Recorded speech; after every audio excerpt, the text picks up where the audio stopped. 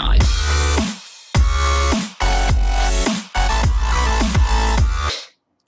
Yop les guys, c'est Wizix, on se retrouve pour un tout nouveau top 10. Un top 10 qui consistera à classer les plus grands QI au monde.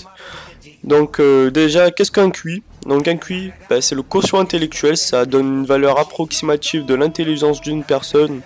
Donc la moyenne est entre 85 et 115. Donc si t'es en dessous de 85, t'es considéré comme un peu con. Il est malade ou il est bête ou quoi? Ils ont fait pipi dans votre tête? Et si t'es au-dessus de 115, tu commences à devenir intelligent. Donc les personnes dotées de plus de 142 QI sont considérées de personnes très intelligentes. Donc on commence avec Judy Polgar à la 10e place qui a un QI de 110. Elle est réputée comme étant la meilleure joueuse d'échecs au monde. Donc elle a obtenu le titre de grand maître international aux échecs quand elle avait 15 ans. Et malheureusement pour ses fans, elle a récemment annoncé qu'elle prenait sa retraite, mais elle reste très intelligente. C'est pas, voilà, elle a pris sa retraite comme tout le monde. C'est pas parce qu'elle devenait plus bête. Donc pour la 9e place, on se retrouve avec Sir Andrew Wallace avec un QI de 170, lui aussi. Donc il est d'origine britannique, d'où son titre Sir, ça veut dire qu'il a été gracié par la reine, hein, probablement. Donc c'est un mathématicien renommé pour avoir résolu un des problèmes mathématiques les plus célèbres. C'est le dernier théorème de Fermat, en 1994. Donc c'est un professeur, il est professeur à la prestigieuse université de Princeton, et il a eu une distinction d'être nommé chevalier de l'ordre de l'Empire britannique. Donc je vous l'ai dit, il a été gracié par la reine, d'où son nom Sir. Ça veut dire seigneur, mais c'est pas, il n'a pas des terres, voilà, on n'est pas au Moyen-Âge. Excusez-moi. Donc on se retrouve pour la 8e place avec Marilyn Vosavant. Ouais, ça s'appelle comme ça la meuf, Vosavant. Donc elle a un QI de 186, c'est encore plus élevé.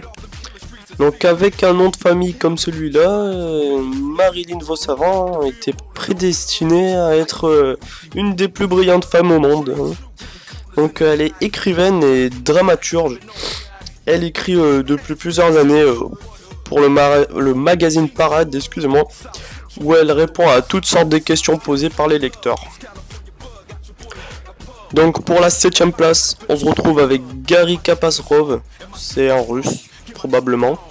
Donc avec un QI de 190, motherfucker, c'est énorme.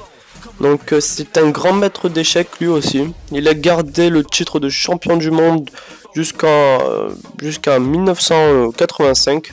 Enfin de 1985 à 1993, excusez-moi, c'est une petite faute.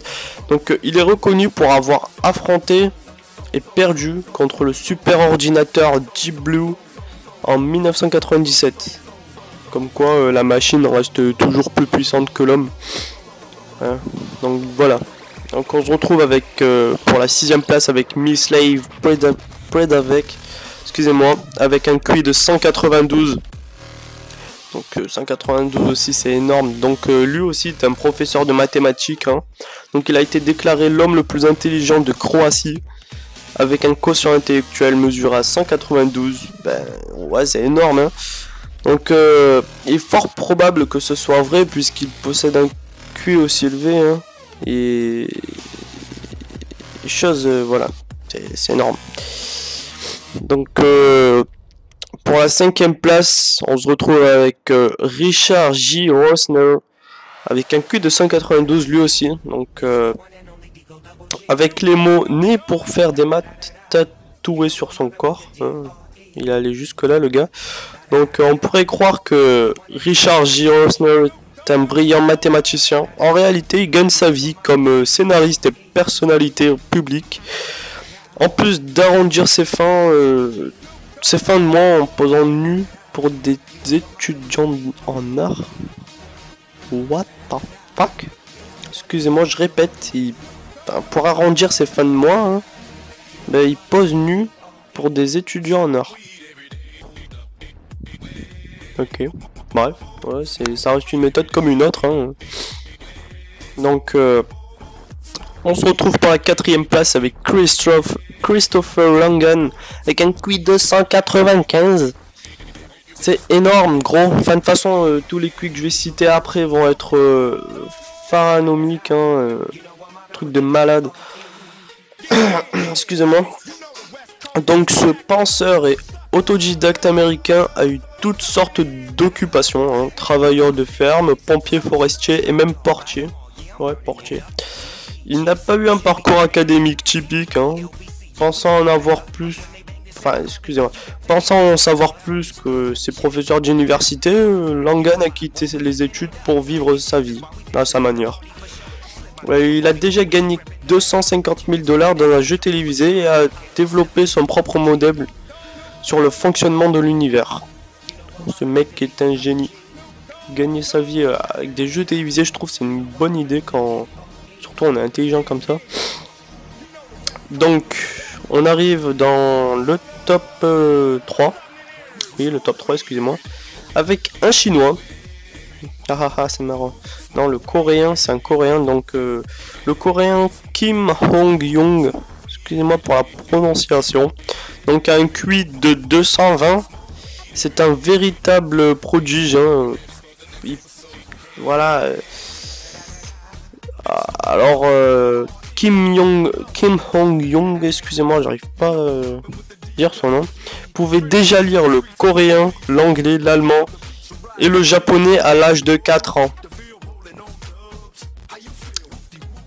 Ok. Ce mec a du cul d'un génie. En 1970, il a été invité par la NASA à poursuivre ses études supérieures aux États-Unis. Il n'était alors âgé que de 9 ans. Il avait 9 ans, la NASA l'a invité à poursuivre ses études. Ok, si tu veux. Aujourd'hui, Kim vit une vie tranquille dans son pays natal, la Corée du Sud, en étant que professeur adjoint à l'université. Ok, bon. Oh, pourquoi pas, hein. Donc pour la 2ème place, Christopher Hirata, avec un QI de 225. Il a commencé l'université à l'âge de 14 ans et travaillant avec la NASA à 16 ans. Christopher Hirata est un cosmologue et astrophysicien de réputation internationale. Il donne présentement des cours d'astronomie et de physique dans une université de l'Ohio, aux États-Unis. Et pour la 1ère place, Terence Tao. Ouais, Terence Tao avec un QI de 225 lui aussi. C'est un Australien de 39 ans et l'un des plus grands excusez-moi, et l'un des plus grands mathématiciens de notre époque. Assistant des cours de maths de niveau universitaire à l'âge de 9 ans. What the fuck? Ah ok, quand même. C'est aujourd'hui lui qui donne les leçons en tant que professeur à l'université de Californie à Los Angeles. 225 de QI, motherfucker. C'est énorme, hein, franchement. Tu peux pas faire mieux, tu peux pas le tester ce mec. Hein, c'est une calculette, c'est un ordinateur sur pattes. Voilà, si t'as un problème de maths, tu l'appelles. Il te le fait en 2 secondes. YOLO. Alors, ça, ça touche à sa fin. N'hésitez pas à laisser un like et à vous abonner. Hein. Ça va vraiment m'aider. Hein. Ça m'aide vraiment et ça me fait vraiment plaisir. Hein. Donc, je vous dis ciao ciao.